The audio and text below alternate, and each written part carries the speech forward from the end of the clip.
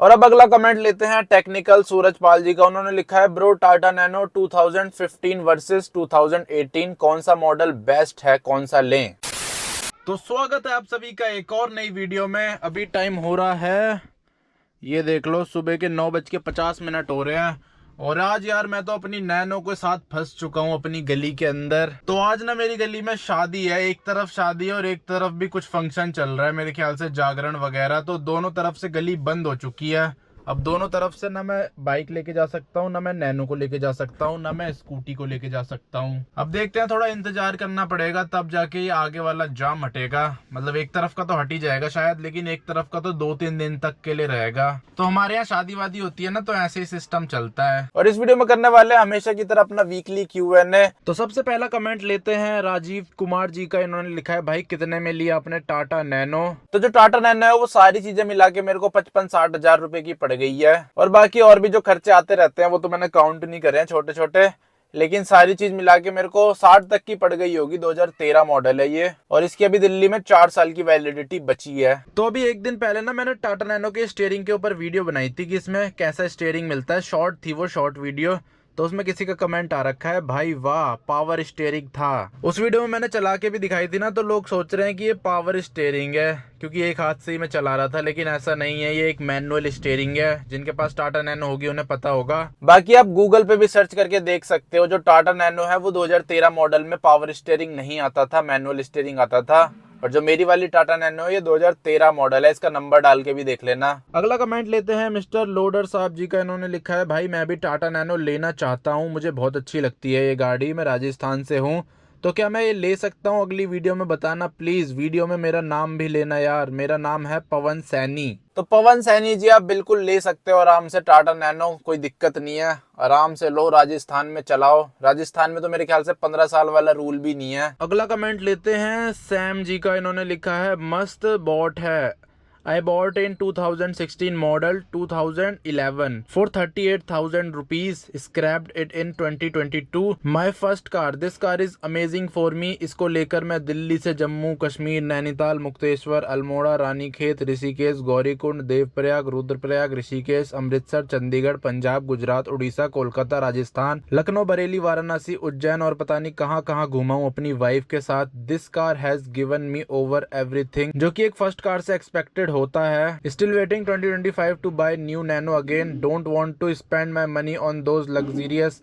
फालतू की नौटंकी इन कार्स जो मार्केट में है। और बाकी उन्होंने लिख रखा है कि जो नैनो है वो काफी ज्यादा सेफ कार है। तो देख रहे हो भाई कितनी ज्यादा जगह जा रखे हैं टाटा नैनो को लेके। मैं भी अपनी नैनो को लेके बहुत सारी जगह घूमना चाहता हूँ और आने वाले टाइम पे घूमूंगा भी। तो इससे हमें ये पता चलता है जो एक नॉर्मल कार कर सकती है ना, वो आपकी नैनो भी कर सकती है आराम से, बिना किसी दिक्कत के। और दुनिया में कोई भी ऐसी जगह नहीं है जहाँ पे एक नॉर्मल कार पहुंच जाए और टाटा नैनो ना पहुंच पाए, चाहे वो लद्दाख हो, उमलिंगला हो, नेपाल हो, कहीं भी हो, जहाँ पे एक नॉर्मल कार जा सकती है, रोड है, वहाँ पे टाटा नैनो भी आराम से जा सकती है। अगला कमेंट लेते हैं बी बॉम जी का। इन्होंने लिखा है after seeing your video I took my first solo scooty Suzuki XS 125 ride to Lansdowne and beyond into Satpuli and Khirsu. I don't have license and only learned to ride in last August and September. तो बहुत ही ज्यादा बढ़िया चीज है, आप long ride पे गए लेकिन लाइसेंस बनवा लो पहले, उसके बाद जाना, क्योंकि बिना लाइसेंस के अगर आपने किसी को ठोक दिया ना तो मर्डर का केस बनेगा। तो इसीलिए लाइसेंस होना बहुत ज्यादा जरूरी है, लाइसेंस बनवा लेना जल्दी से जल्दी।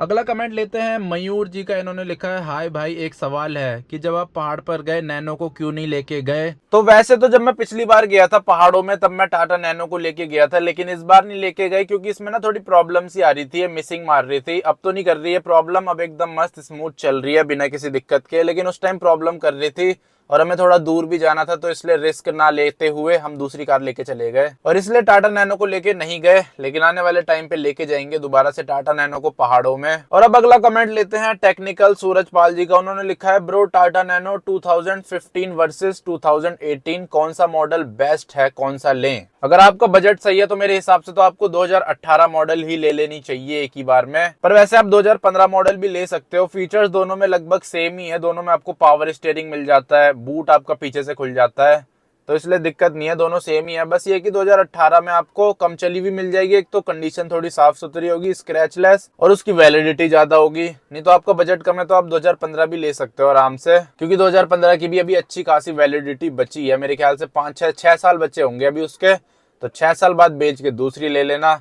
और नहीं तो जिंदगी भर नैनो ही थोड़ी ना चलानी है, बेच के फिर आगे अपग्रेड कर लेना। लेकिन अगर आपको लंबे टाइम तक रखनी है नैनो मेरी तरह, तो आप 2018 मॉडल ही ले सकते हो। जैसे मेरे को तो हमेशा अपने पास एक नैनो रखनी ही है, तो इसे मैं बेचूंगा ना तो नैनो ही लेके आऊंगा। अगर दूसरी गाड़ी भी होगी तब भी मैं नैनो रखूंगा एक हमेशा अपने पास। तो इसलिए मेरे जैसे इंसानों के लिए 2018 मॉडल सबसे बेस्ट है, क्योंकि 2018 के बाद तो डिसकंटिन्यू हो गई थी, तो आपको हाईएस्ट 2018 ही मॉडल मिलेगा मार्केट में। और टेक्निकल सूरजपाल जी का एक और कमेंट आ रखा है, ब्रो कहाँ से ले कार, ऑनलाइन, स्पिनी, कार24 एक्सेट्रा या फिर ऑफलाइन?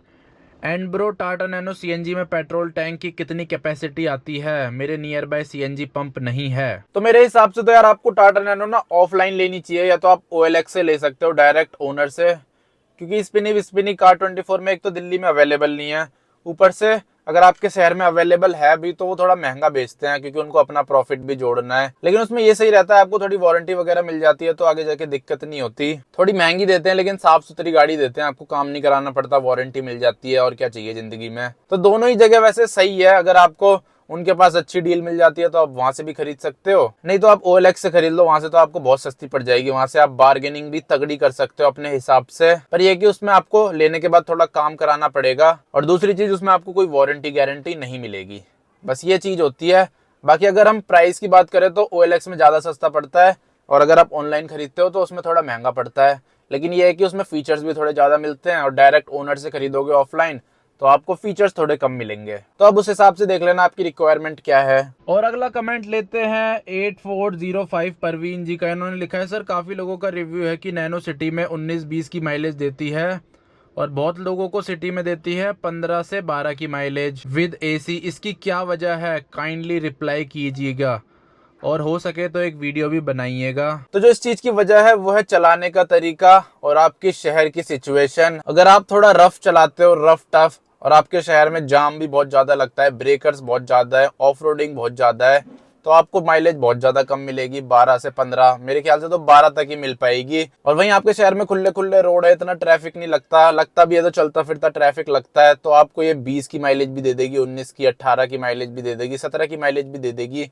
और कोई सी भी गाड़ी ना हमेशा एकदम सेम माइलेज नहीं देती, चाहे वो स्कूटी हो, बाइक हो या फिर कार हो। जैसे मेरी स्कूटी है TVS जुपिटर, कभी वो मेरे को 30 की माइलेज देती है, कभी 50 की, कभी 55 की भी दे देती है, कभी 60 की भी दे देती है। जैसे किसी टैंक फुल में मैं ज्यादा ही रफ चला देता हूँ, ज्यादा ही भीड़ भाड़ में, ऑफ रोडिंग में, जाम में खड़ी कर देता हूँ, मतलब ऐसा जाम कि 5 किलोमीटर में भी 1-1 घंटा लग जाता है, तो ऐसे में तो माइलेज गिरेगी ही गिरेगी। तो इसीलिए जो आपकी गाड़ी की माइलेज होती है ना, वो इन सारी चीजों पे डिपेंड करती है। इसीलिए किसी को ज्यादा माइलेज मिलती है, किसी को कम माइलेज मिलती है। बहुत सारे लोग तो ऐसे हैं जिनको TVS जुपिटर में 30-40 से ऊपर माइलेज ही नहीं मिली कभी जिंदगी में, और बहुत सारे लोग ऐसे हैं जिनको 50-60 से नीचे माइलेज नहीं मिली TVS जुपिटर में। तो वो इसलिए होता है शहर की कंडीशन के हिसाब से। और उसके अलावा बहुत सारे लोगों की गाड़ी में भी कुछ कुछ दिक्कत होती है, तो उसकी वजह से भी माइलेज ड्रॉप हो जाती है। हो सकता है आपके स्पार्क प्लग खराब हो रहे हो, कॉर्ड वायर है वो खराब हो रही हो, गाड़ी में कुछ और दिक्कत हो, तो उससे भी माइलेज कम होती है। जब मैं ये गाड़ी नई खरीद के लाया था ना, उस टाइम तो मेरे को बहुत कम माइलेज दे रही थी, मतलब ये लगा लो